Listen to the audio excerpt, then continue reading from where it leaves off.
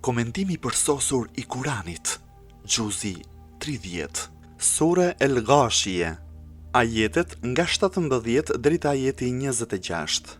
أفلا ينظرون إلى الإبل كيف خلقت وإلى السماء كيف رفعت وإلى الجبال كيف نصبت وإلى الأرض كيف سطحت فذكر إنما أنت مذكر لست عليهم بمسيطر إلا من تولى وكفر فيعذبه الله العذاب الأكبر إن إلينا إيابهم ثم إن علينا حسابهم. Vallë, a nuk I shohin dhe vetë se si janë krijuar, po qiellin se si është ngritur, po malet se si janë vend të patundur, po tokën se si është shtrirë. Prandaj këshilloj njerëzit o Muhammed se ti je vetëm këshillues, dhe nuk je ngarkuar ti detyrosh ata me forcë, sa për ata që shmangen dhe nuk besojnë, Allahu do t'i ndëshkoj me dënimin më të madh, padyshim ata do të kthehen të gjithë tek ne dhe patjetër që do t'japin llogari para nesh. Komentimi. Deveja prej shenjave të krijimit të Allahut.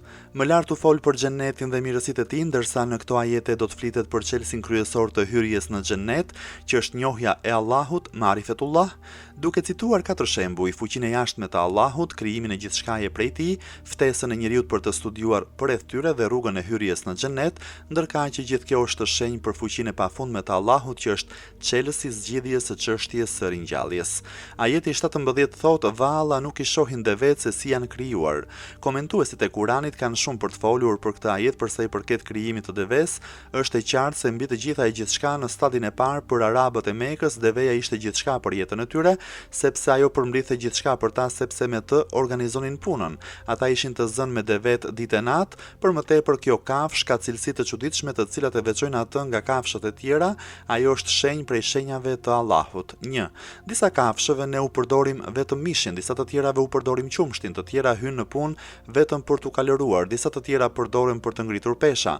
Por deveja është kafshë që I përmbledh në vetvete të gjitha këto cilësi që u thanë më lart, mishi I saj është I përdorshëm, qumshti gjithashtu, përdoret edhe për të kalëruar edhe për të ngritur pesha. 2.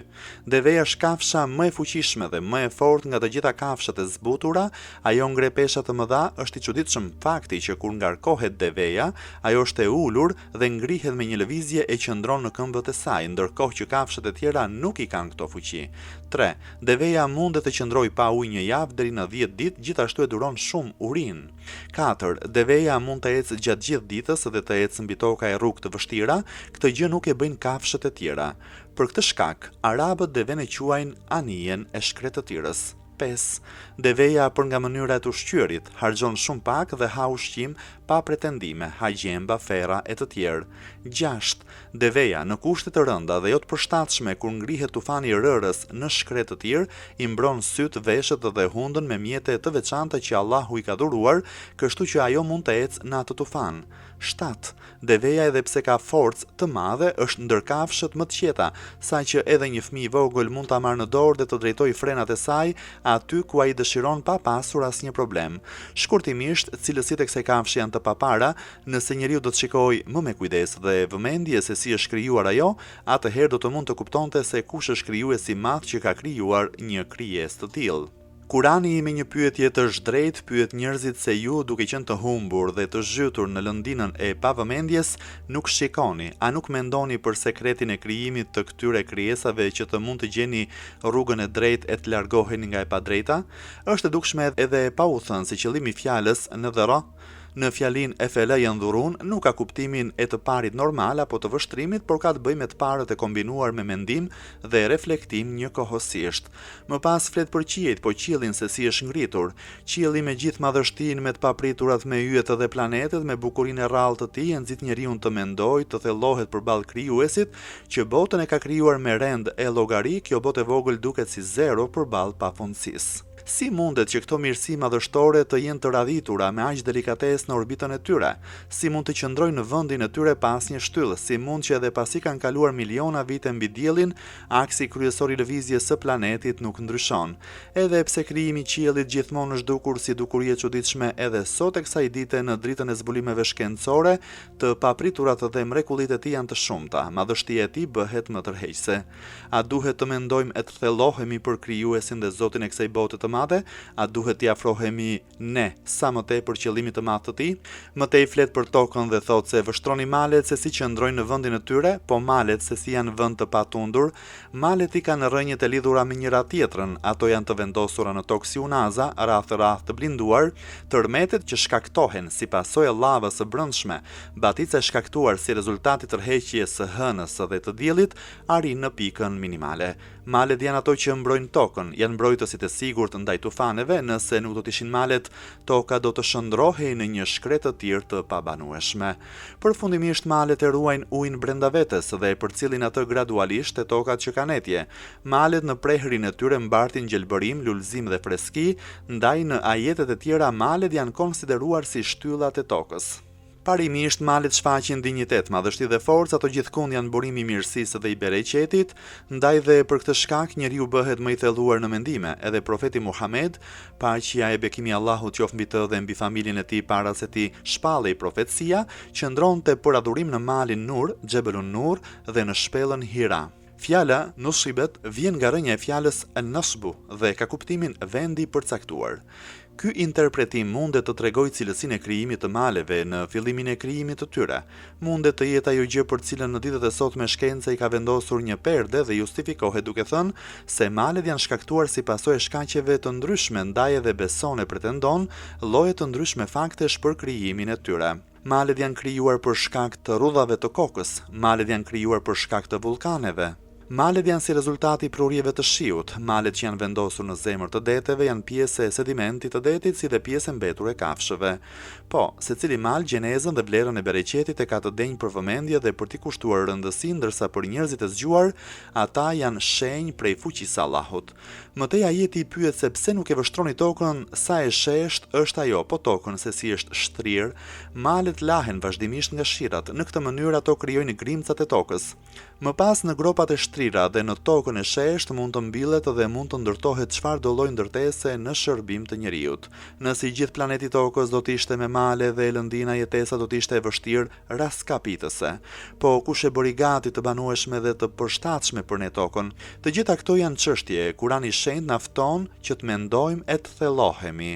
Shtrohet pyetja, çfarë lidhje apo marrëdhënie ekziston midis këtyre katër çështjeve, devës, qiellit, maleve dhe tokës? Fahri Raziu në komentimin e tij thotë, duke qenë se Kurani ka zbritur në gjuhën arabe, ka dhënë elemente nga natyra e jetesës arabe. Arabët zakonisht udhëtonin sepse tokat e tyre nuk punoheshin që të mbilleshin. Rrugëtimi i tyre është i gjatë dhe raskapitës nëpër shkretë të tjera larg nga shoqëria. Kjo gjë bënte që ata të mendojnë, pra mendja e tyre vihej në punë, por ata nuk kishin njerëz që të shpreheshin. Sytë e tyre shkonin të deveja të cilës i kishin kaloruar. Pamja ishte e çuditshme, kështu që ata viheshin në mendime, kur shikonin lart, nuk shikonin gjë përveç qiellit, ndërsa kur vështrimi i tyre ishte në të majtë dhe të djathtë, nuk shikonin gjë tjetër përveç maleve dhe tokës. A thua që Allahu dëshiron t'u jap atyre urdhër që të mendojnë e të thellohen? Të menduarit në vetmi sigurisht rrotullohet drejt boshtit të këtyre katër çështjeve, por nëse mendimin do ta shtronim jashtë boshtit dhe kufizimit të jetës së arabëve dhe ta shtrinim më tutje, mund të themi se katër çështjet që u trajtuan në ajetin e mësipërm janë themelet e jetës së njeriut, pra ato formojnë themelet e jetesës së njeriut. Qielli është ligji i dritës, shiut dhe ajrit. Toka është qendra e zhvillimit të llojeve të ndryshme të ushqimeve. Malet janë qendra e sekretit të qetësisë dhe magazinimit, si dhe e ruajtjes së ujit dhe e lëndëve nontoksore. Deveja është një shembull i qartë i kafshëve të zbutura të cilat janë vendosur në shërbim të njerëzve. Pra në këtë mënyrë edhe çështja e buqësisë, blektorisë dhe industrisë është prekur nga katër çështjet. Të menduarit dhe të thelluarit në këto katër çështje dhe në këto mirësi të begata, dashje pa dashje shtyn njeriu që të falënderojë krijuesin që e shtyn njeriu që ta njoh atë. Në vijim të këtij diskutimi fjalën dhe theksin e diskutimit e kalonte profeti Muhammed, paqja e bekimi i Allahut qoftë mbi të dhe mbi familjen e tij. Tashmë me që çështja është e tillë, kujtoi ata ti je vetëm përkujtues, prandaj këshilloi njerëzit o Muhammed se ti je vetëm këshillues. Ti asnjëherë nuk mund të jesh dominues ndaj tyre që ti detyrosh ata për besim dhe nuk je ngarkuar ti detyrosh ata me forcë. Po, krijimi i qiejve dhe i tokës, i maleve dhe i kafshëve është tregues dhe orientim se kjo botë nuk është pa llogari.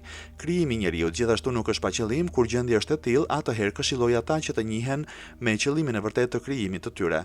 Tregoju dhe mësoju atyre rrugën e afrimitetit me Allahun në rrugën e evolucionit, bëhu udhëheqësi dhe udhëzuesi i tyre. Sigurisht që rruga e përsosmërisë arrihet dhe përftohet kur njeriu e dëshiron atë dhe e bën me dëshirën e tij, gjithmonë duhet të jetë në përpjestim të drejtë me vullnetin e lirë, në të kundërt përsosmëria dhe zhvillimi i detyruar është një bisedë pa vlerë, ti nuk mund t'i detyrosh ata edhe nëse e bën, kjo gjë nuk ka asnjë vlerë. Disa imagjinuan se ky urdhër kishte zbritur para shpalljes së urdhrit të xhihadit dhe me zbritjen e urdhrit të xhihadit është shfuqizuar. Sa gabim i madh. Çështja e këshillimit dhe propagandimit të profetit Muhammed, paqja e bekimi i Allahut qoftë mbi të dhe mbi familjen e tij, ka nisur që nga dita e parë dhe ka vazhduar deri në sekondat e fundit të jetës së tij. Pas tij këshillat dhe propagandën e kanë pasuar mëkëmbësit e tij të pastër dhe dietarët e fesë, të cilën do ta vazhdojnë e do ta pasojnë vazhdimisht. Kjo çështje nuk është prej çështjeve që mund të shfuqizohet, gjithashtu edhe mos ekzistimi i vullnetit të lirë ndaj besimit është një parim i qëndrueshëm. Qëllimi i xhihadit përgjithsisht është betejë me rebelët dhe me largimin e pengesave që u vihen njerëzve që kërkojnë të drejtën e tyre, pra njerëzve që duan të vërtetën. Kjo çështje është e ngjashme me ajetin 80 të surës An-Nisa, sa për ata që kthejnë kokën më njan, ne nuk të kemi dërguar që ti jesh rojtari i tyre. Kushdo që kthen shpinën, le ta kthej. Ty nuk të kemi vendosur përgjegjës të tyre. Gjithashtu në ajetin 107 të surës El-An'am dhe në ajetin 48 të surës Esh-Shuara citohet dhe përsëritet e njëjta gjë. Fjala Musaitir vjen nga rrënja e fjalës Satru që ka kuptimin rrjeshtat e librit. Musaitir është ai që numëron rrjeshtat e faqes së librit dhe radhitësi që sistemon librin. Më pas, kjo fjalë është përdorur për personat që janë dominues në një gjë apo sistemojnë rrjeshtat e tyre, po ashtu është përdorur edhe me kuptimin kur e detyron dikë që të kryejë një punë pa vullnetin e tij. Në ajetin tjetër, duke përjashtuar dhe duke veçuar, thotë se ata që kthejnë shpinën dhe bëhen qafir, Allahu ata do t'i ndëshkojë me ndëshkim të madh. Sa për ata që shmangen dhe nuk besojnë, Allahu do t'i ndëshkojë me dënimin më të madh. Përsa i përket çështjes së përjashtimit, se në cilën prej dy fjalive është bërë ky përjashtim, ekzistojnë komentime të ndryshme. Së pari thuhet se përjashtimi është dhënë për qëllimin e fjalisë fedhekir, që do thotë se nuk është e nevojshme apo përjashtohet të këshillosh njerëz, të cilët nuk e duan të drejtën apo që nuk pranojnë të këshillohen. Në të vërtetë këtu ekziston një ngjashmëri me ajetin 83 të surës Az-Zuhruf, lëri ata të flasin marrëzi dhe le të argëtohen derisa të takojnë ditën që u është premtuar. Lërini ata në gjendjen e tyre të mëparshme që të mbeten në mëshirë të fatit me kocsit e tyre, le të luajnë deri në ditën e premtuar për takim. Së dyti, mendohet se përjashtimi mund të jetë nga fjalia e hequr dhe mund të ketë këtë kuptim. Këshillo sepse këshillimi është i dobishëm për të gjithë përveç atyre që janë armiq me të drejtën. I ngjashëm me këtë kuptim është ajeti 9 i surës El-Ala, prandaj këshillo nëse këshilla do të jetë e dobishme duke u bazuar ajeti të ketë kuptimin e fjalisë kushtore. Së treti, ky përjashtim vjen nga përemri Alehim që është në ajetin e mësipërm, që do thotë nuk mund të ushtrosh forcën ndaj tyre përveç atyre apo atij që kthen shpinën dhe largohet nga kokforcia e tij, kështu që je i detyruar të përballesh me ata. Gjithë sa u tha është e mundur nëse përjashtimi ashtu quajtur të jetë i lidhur, por ekziston edhe një tjetër mundësi që ky përjashtim të jetë i shkëputur që përafërsisht ka kuptimin por dhe kuptimi i fjalisë të jetë i tillë. Por personat që kthejnë shpinën dhe bëhen jo besimtar, Allahu është dominues mbi ta ose Allahu do t'i ndëshkojë ata me dënim të madh. Midis këtyre komentimeve vetëm dy prej tyre janë më të përshtatshëm, sepse së pari përjashtimi i bërë të jetë i lidhur dhe të kthehet te fjalia dhe nuk je ngarkuar ti detyrosh ata me forcë. Duke u referuar ndërmjetësimit me forcë përballë dhunuesve ose mund të jetë i shkëputur me kuptimin i përjashtuar nga dënimi hyjnor në lidhje me jo besimtarët kokfort. Përsa i përket qëllimit të përdorimit të fjalës adhab al-akbar, ndëshkim i madh, bën ndarjen midis dënimit në këtë botë dhe ndëshkimit në botën tjetër. Dënimi i atjeshëm nuk është as pak i vogël, përkundrazi është i madh dhe me rëndësi. Sikurse lexojmë në ajetin 26 të surës Az-Zumar, Allahu i poshtëroi ata që në këtë jetë, por dënimi i jetës tjetër do të jetë më i madh, veç sikur ta dinin. Në fund të kësaj sureje me një ton kërcënues thotë, padyshim ata do të kthehen të gjithë tek ne. Më tej shton dhe patjetër që do t'japin llogari para nesh. Në të vërtetë, ky është një lloj ngushëllimi dhe rehatie për profetin Muhammed, paqja e bekimi i Allahut qoftë mbi të dhe mbi familjen e tij, përballë këmbguljes së jo besimtarëve. Allahu e ngushëllon profetin Muhammed, paqja e bekimi i Allahut qoftë mbi të dhe mbi familjen e tij, që të mos shqetësohet, por të vazhdoj punën e tij. Gjithashtu Allahu kërcënon jo besimtarët kokfor duke u thënë se me kë kanë të bëjnë, se me kë e kanë llogarin. Në këtë mënyrë, Surja Al-Ghashiyah fillon dhe mbaron me çështjen e Kiametit, ndërkohë që flitet edhe për çështjen e tauhidit dhe të profecisë, çështje që përbëjnë bazën dhe themelin e ringjalljes. Ajetet e fillimit të kësaj sureje tregojnë një pjesë të ndëshkimeve të rënda të kriminalëve. Më pas flitet për një pjesë të rëndësishme, sikurse është shpërblimi i besimtarëve. Nga ana tjetër është liria dhe vullneti për zgjedhjes së rrugës së besimit nga ana e njerëzve, po në të njëjtën kohë i paralajmëron të gjithë duke u thënë se kthimi është tek Allahu dhe se llogaridhënia është me të. Përveç këtyre qartëson faktin se profeti Muhammed, paqja dhe bekimi i Allahut qoftë mbi të dhe mbi familjen e tij, është dërguar për të përçuar mesazhin e Allahut dhe se nuk është përgjegjës për veprat, gabimet, mëkatet e njerëzve. E tillë është rruga e gjithë përçuesve të mesazhit të rrugës së drejtë. O Allah, në atë ditë kur kthimi të gjithë krijesave do të jetë te ty dhe llogaria e të gjithëve do të jetë mbi ty, na përfshi në mëshirën dhe mirësinë tënde. O Allah, na ruaj nga dënimi i madh, na mbaj larg atij dënimi dhe ndëshkimi. O Allah, mirësitë e xhenetit që një pjesë prej tyre u thanë në këtë sure, na i bëj kismet, edhe pse nuk i meritojmë, na i dhuro me mirësinë dhe mëshirën tënde. Amin, ya Rabbel Alamin.